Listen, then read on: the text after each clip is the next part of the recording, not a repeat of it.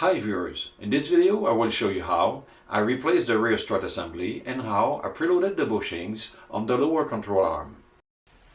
To begin, I park the vehicle on an even surface. Then I remove the floor cover, the jack, the spare tire and the spare tire well silencer. Two access openings are available on each side of the cargo space. The spare tire retaining stud and the three small studs on the right side were hazardous, so for safety I covered them during the work. If an access door had never been used before, the retaining tabs can be cut. This video only shows the replacement of the rear stud assembly on the left side. At first I loosened one nut with a wrench, then I used a ratcheting wrench to undo it. Since there was more space on the other side, I used a ratchet wrench with a socket to loosen the nut, then a ratcheting wrench to unfasten it. While the full wheels of the vehicle were still on the floor under load condition, I measured the vertical distance between the wheel fender edge and the center of the wheel. Later in this video, I will use this measurement to preload the bushings attaching the lower control arm to the other components. Soon after, I safely jacked up the vehicle using one floor jack, two jack stands and 4 wheel chucks. The two bolts shown on the lower control arm were covered by dirt, so I cleaned them and I sprayed some penetrating fluid to ease the work. The first nut unscrewed was the one holding the lower end of the strut. As a precaution, I used a small car jack to support the strut assembly. Then I lowered it. Even with the strut lowered, there was not enough space to easily remove it. Normally, I undo the bolt at the bottom of the trailing arm to move the lower control arm further down. Once done, there was no problem to lower the upper end of the strut and remove the assembly. Because of rust and dirt, I had to pull and wiggle the strut assembly to get it out of the lower control arm opening. For the majority of people, I recommend to install new complete strut assemblies because it is safer and more convenient. In my case, the work was more risky because I had to compress the coil springs to replace the shock absorbers. This coil springs is smaller than the front one, but still it needs to be evenly compressed to minimize the risk of accidents. After, when the coil spring was properly compressed, there was no more compression applied on the strut mount.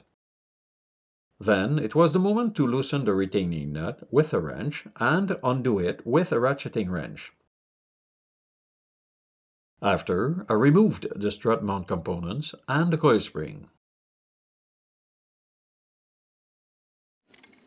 Before installing the new shock absorber, I unlocked the rod and I also made sure the new part was matching the old one. They were matching, so I refitted the coil spring and the other components. The nut provided with the new shock absorber was tightened and the torque was set to 18 foot-pounds. The upper end cap was reinstalled. When a coil spring is expanded, it is important to properly position it with the other parts before removing the coil spring compressors. When the strut assembly was ready, I inserted the lower end of the shock absorber in the opening of the lower control arm. Then I pushed the strut assembly downwards to get enough space to place the upper end of the strut under the body bracket. Note, the pointed side of the strut mount must face the outboard direction. I kept the lower control arm in place with a screwdriver and I inserted the strut mount studs in the body bracket. I used a small jack to hold the assembly in place. While the two studs were in position, I loosely fastened them with the nuts to support the strut. Next, I removed the screwdriver and I placed the trailing arm on a jack stand. With more space and without the small jack, it was easy to see the alignment of the lower bushing. When it was aligned, I inserted the bolt in place. I kept the nut loose for the purpose of preloading the bushing later. I also removed some rust from the trailing arm to ease the fitting with the second bushing. I used one screwdriver to insert the guiding pin from the other side of the bushing.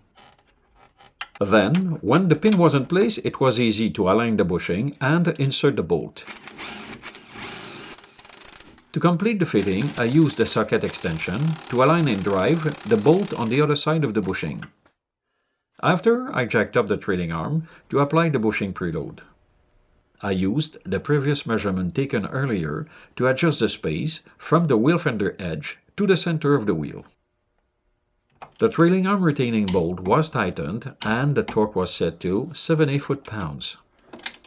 The retaining bolt of the shock absorber bushing was also tightened and the torque was set to 73 foot-pounds. While the strut mount was still under loading condition, I tightened the two nuts and the torque was set to 35 foot-pounds. Note, I had to use a smaller torque wrench to fit it in the forward space. After, I removed the small jack and I reinstalled the wheel. Before lining the wheels, it's also important to inspect the bushings of the multi-link suspension system and replace some parts if needed.